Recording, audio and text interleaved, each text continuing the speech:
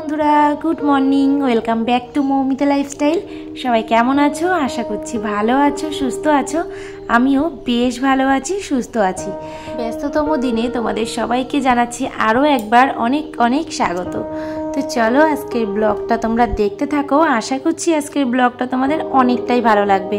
আর এই যে দেখছো একটা ফুল ফুটেছে, তো বেশ একটা জবা গাছ কিনেছিলাম, সেটাতেই কিন্তু মাঝে মধ্যেই একটা করে ফুল দেয়, তো খুব সুন্দর লাগে। আর এই যে যেই ব্যালকানির গাছগুলোর সৌন্দর্যটা আমি তোমাদের সামনে তুলে ধরেছি, এটা আমার এক প্রিয় বন্ধু বাংলাদেশ থেকে, ইয়াসমিন লাইফস্টাইল থেকে ইয়াসমিন বলেছিল আমাকে যে সুন্দরভাবে যাতে আমি ব্যালকানিটাকে গুছিয়ে তোমাদের সামনে তুলে ধরি। তো তার কথা মতনই কিন্তু আজকের আমার ব্যালকানি তুলে ধরা আরও বেশ কিছু কিছু জিনিস আছে যেগুলো আমার ব্লগের মধ্যে তোমরা দেখতে পাবে। সে আমাকে বলেছিল যে এমনভাবে করতে ব্লগগুলো, তো তার কথা মতনই কিন্তু আজকের ব্লগের মধ্যে কিছু কিছু পার্ট তোমরা দেখতেই পাবে। তো থ্যাংক ইউ ইয়াসমিন দিদি ভাই, আমাকে এত সুন্দর সুন্দর পরামর্শ দেওয়ার জন্য, এত ভালোভাবে আমাকে সাপোর্ট করার জন্য তোমাকে অনেক অনেক ভালোবাসা। আর তুমি এমনভাবেই আমার পাশে থেকো, এমনভাবেই আমাকে শাসন করো, সেটা আমার অনেকটাই ভালো লাগে। তো দেখতেই পেলে সকাল সকাল ঘুম থেকে উঠেই কিন্তু বাসি কাজগুলো আমার সারা হয়ে গেছে।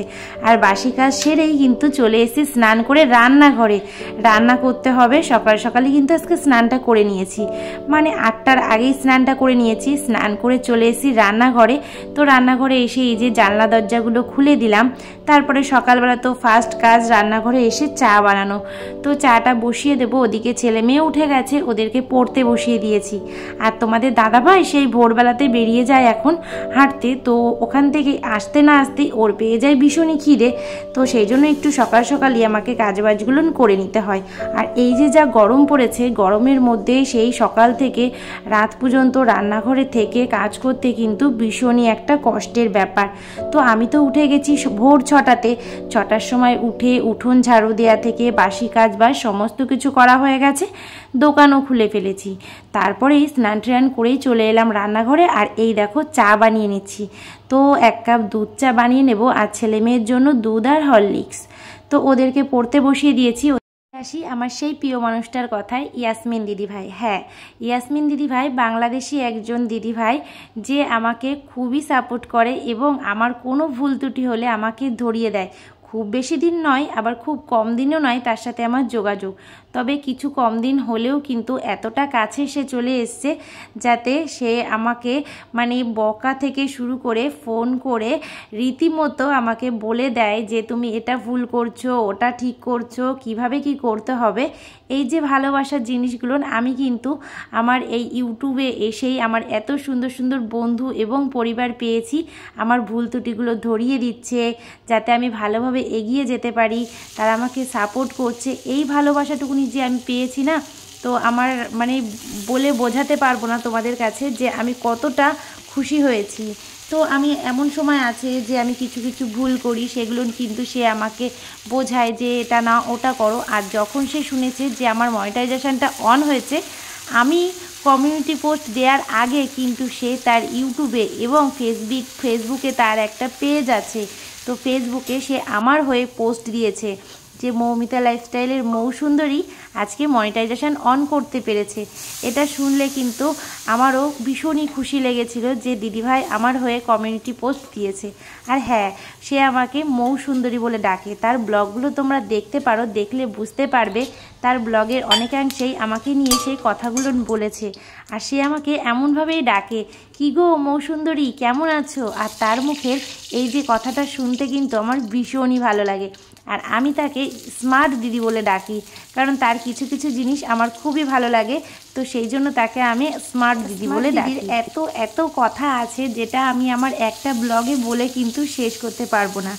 যেমন আছে আমার গ্রামের কিছু কিছু পরিবেশ, যেমন আমার গ্রামের রাস্তা, এগুলো সে তুলে ধরতে বলেছে, আমার ব্যালকানিটাকে আমাকে তুলে ধরতে বলেছে এবং আমাকে অনেক দিক থেকে মোটিভেট করে যাতে সুন্দর সুন্দর ব্লগিং আমি করতে পারি। তো এটা কিন্তু অনেক বড় একটা পাওনা। ভিডিওর মধ্যে অনেকেই তো বলে চলে যায় খুব ভালো লেগেছে, তো খুব ভালো লাগার মধ্যেও কিন্তু কিছু কিছু থাকে যেগুলো হয়তো খারাপ লাগতেও পারে, তো সেই খারাপগুলো যে ধরিয়ে দেবে সেই কিন্তু অনেকটাই আর কি উপকারী বন্ধু। তো যাই হোক, সেই দিদিভাইটা আর কি ইয়াসমিন দিদিভাই তো আমাকে সেই দিকগুলো ধরিয়ে দিয়েছে। যেমনও আমি গ্রামে থেকে আমার গ্রামের পরিবেশটা তেমনভাবে তুলে ধরতে পারি না, তো সে কিন্তু আমাকে বলেছে যে কিছুটা হলেও তোমার গ্রামের রাস্তা, তোমার গ্রামের কিছু কিছু জায়গা তুমি আমাদের সাথে শেয়ার করো, সেটা আমরা দেখতে চাই। তো সেগুলো আমি তোমাদের মাধ্যমে তোমাদের সামনে তুলে ধরবার চেষ্টা করছি আমার ব্লগিংয়ের মাধ্যমে। এগুলো কিন্তু স্মার্ট দিদি মানে ইয়াসমিন লাইফস্টাইলের ইয়াসমিন দিদিভাই আমাকে বলেছে। তো এমনকি আমার তার সাথে হোয়াটসঅ্যাপ কলে কথা হয়, তো এমন কিছু কিছু সময় থাকে যে ওনারা বুঝে যায়, আমি কিছু না বলাতেই কিন্তু বুঝে যায় যে আমার কোথায় খারাপ লাগছে বা কোথায় ভালো লেগেছে। সেই জিনিসগুলো একমাত্র কাছের বন্ধু ছাড়া কিন্তু কেউ এমনটা বলতে পারে না। একমাত্র আমরা তিনজন যখন কথা বলি, আমি, তারপরে সফি বন্ধু, ইয়াসমিন, আমরা যখন কথা বলি তখন আমরা কিন্তু খুবই মানে নিজেরা বন্ধুর মতন হিসেবে কথা বলি। সেটা আমাদের খুব ভালো লেগেছে যে আমরা তিনজনকে বন্ধুর মতো হিসেবে পেয়েছি। তো আমি তো খুবই লাকি যে এমন ভালো ভালো বন্ধু আমি কিন্তু ইউটিউবে এসে পেয়েছি। তো থ্যাংক ইউ, আবারও বলছি thank you so much Yasmin দিদিভাই এইভাবে আমাকে ভালোবাসবার জন্য। আর হ্যাঁ, ইয়াসমিন দিদিভাই এটা আমাকে বলেছিল, আমি প্রথমে অনেকটা বড় ব্লগিং দিতাম, প্রায় 20 মিনিটের কাছে। তখন ইয়াসমিন আমাকে বলেছিল যে প্রথমেই তুমি এত বড় বড় ব্লগিং দিও না, একটু শর্ট করার চেষ্টা করো, তুমি 10 মিনিট 12 মিনিটের মধ্যে নিয়ে আসার চেষ্টা করো। তারপরে যখন তুমি করতে করতে একটা অভিজ্ঞতা হয়ে যাবে তখন তুমি ব্লগিংগুলো বড় দিও। আবার অনেকেই আছে, আমার মধ্যে অনেকেই আছে মনিটাইজেশন অন করতে পেরেছে, আমি পারিনি, যেহেতু আমি অনেকগুলো দিন আমার ছেলেকে নিয়ে একটু ব্যস্ত ছিলাম, ব্লগিং দিতে পারিনি, তো সেই জন্য। তবে সে কিন্তু বলেছে যে তুমি এত পরিশ্রম করছো, তুমি অবশ্যই এগিয়ে যাবে। তো এই যে কথাগুলো, এই কথাগুলো কিন্তু আমাকে আরও সাহস জুগিয়েছে, না আমি পারবো। তো যাই হোক, দেখো অনেক কথা বলতে বলতে সকালবেলার খাবার আমি বানিয়ে নিয়েছি।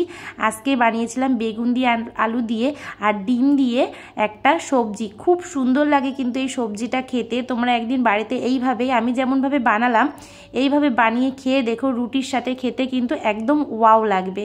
তো সকাল সকাল রুটি আর সবজি, আর এদিকে মেয়েকে স্নান করিয়ে নিয়ে চলে এসেছি, স্কুলে যাবে বলে ড্রেস পরিয়ে রেডি। দাদা ভাইও চলে এসছে, ওকেও দিয়ে দেবো খেতে, আর তার সঙ্গে এদেরকেও আমি খাইয়ে দেবো। তো ছেলে মেয়েকে খাইয়ে দেবো, ছেলে তো নিজেই খেয়ে নেবে। তো ওদিকে মেয়েকে রেডি করে খাবারগুলো সবাইকে দিয়ে চলে এসেছি উপরের ঘরটাতে, কারণ কি পড়িয়ে চলে গেছে, তারপরে কিন্তু ঘরটা আমার গোছানো হয়নি। তো এই যে বই খাতাগুলো গুছিয়ে নিলাম, তারপরে বেডটাও একটুখানি চেঞ্জ করে নেব, বেড কভারটা। তো চেঞ্জ বলতে বেড কভারটা যেহেতু আগের দিনকেই পেতেছি, তো আজকে আর তেমনভাবে চেঞ্জ করব না, একটু ঝেড়ে পুছে নেব। আর যে চা কফিটা দিয়েছিলাম সেই প্লেটটাই আমি নিয়ে গেলাম। আর এই যে দেখছো আমাদের পুকুর পাড়, তো পুকুর পাড়ে দেখো বাচ্চারা কত সুন্দরভাবে খেলে খেলে স্নান করছে। যেহেতু গরমকাল, পুকুরে স্নান করার মজাটাই কিন্তু আলাদা। তো দেখতে পাচ্ছ এখানে ছেলে মেয়ে সব বাচ্চাগুলো কিন্তু একসঙ্গে মজা করে স্নান করছে। আর এটা হচ্ছে একটা পুকুর, এরপরেই আছে আমাদের বিল, তো এটাও কিন্তু একটা পার্ট। তো দেখো আমি দুপুরবেলাতে রান্না করেছিলাম, যেহেতু প্রচণ্ড গরম পড়েছে, হালকা করে আম দিয়ে টক ডাল, উচ্ছে ভাজা, লাল শাক ভাজা, আর করেছিলাম বাঁধাকপি ভাজা। আর এখানে দেখো আমি একটুখানি আলু ভাতে মেখে নিচ্ছি, পেঁয়াজ ভাজা আর শুকনো লঙ্কা ভাজা দিয়ে কিন্তু আলু ভাতেটা আমি মেখে নেব। তা আজকে একদমই সিম্পল রান্নাবান্না করেছি দুপুরের জন্য, কারণ কি ভীষণ গরম পড়েছে। আর এই গরমে রিচ খাবার একদমই উচিত নয়, যতটা পারি হালকা খাবার করবার চেষ্টা করলাম আজকে, কারণ গরমটা কিন্তু ভীষণই পড়েছে। যেহেতু আমি গ্রামের মধ্যে থাকি, গরমটা অতটাও মালুম পাচ্ছি না আমরা। তো যাই হোক, দেখো আলু ভাতেটা মাখা হয়ে গেছে। আর এই যে এই খাবারটা আমার শ্বশুরের জন্য রেডি করেছি, তো সমস্ত কিছু দিয়ে ওনাকে দিয়ে দিয়েছি খেতে, হয়তো আলুটা নাও খেতে পারে। আর চলে এলাম একদম বিকেলবেলাতে, দেখতে পাচ্ছ বিকেলবেলাতে কত সুন্দর পরিষ্কার পরিচ্ছন্ন গ্রামের একটা সুন্দর পরিবেশ। এটাও কিন্তু ইয়াসমিন দিদিভাই আমাকে বলেছিল যে এই মুহূর্তটা তুলে ধরতে, সেটাও কিন্তু তার জন্য। পর সন্ধ্যাবেলাতে দোকানে কাস্টমার এসেছিল, তাড়াহুড়ো করে চলে এলাম দোকানে। আরও দুটো কমেন্ট তোমাদেরকে আমি জানাই। আমার লাইভে বেশ কিছুদিন ধরে এসেছিল অমিত, তো Amit thank you so much Amit, আমার লাইভে আসবার জন্য, আমাকে এতটা সাপোর্ট করবার জন্য। তো এভাবেই তোমরা সবাই আমার পাশে থাকো, যাতে আমি আরও এগিয়ে যেতে পারি, এভাবেই আমাকে ভালোবাসা এবং সাপোর্ট করো।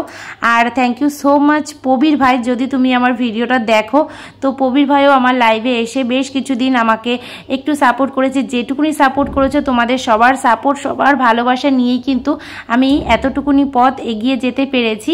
তো সবাইকে অনেক অনেক ভালোবাসা, এবং আরও যার যার নাম আমি বলতে পারলাম না, আমার পরবর্তী ব্লগের মধ্যে আমি সবাইরই নাম নেওয়ার চেষ্টা করব, প্লিজ কেউ রাগ করো না। আর আমি আরেকজনের কথা বলতে ভুলে গেছিলাম, আমার পূজা বোন, তো ওর নাম হচ্ছে পূজা কুকিং লাইফস্টাইলের পূজা বোনও কিন্তু অনেকটা সাপোর্ট করেছে, মানে আমার ভিডিওগুলো দেখেছে, ওরও ভুল ত্রুটি কিছু ছিল সেগুলো না আমি ওকে ধরিয়ে দিয়েছিলাম। আর থ্যাংক ইউ সো মাচ জান্নাত, মানে হুজাইফা কিচেনের হুজাইফা, যে প্রথম থেকে আমার সাথে ছিল, আর ছিল সালমা দিদিভাই। তো আরও এক প্রিয় বন্ধু ইচ্ছাপূরণ থেকে রুম্পা বন্ধু, সেও কিন্তু আমাকে অনেক অনেক ভালোবাসা দিয়েছে। তো আজকের মতো ভিডিওটা কিন্তু আমি এখানেই শেষ করছি।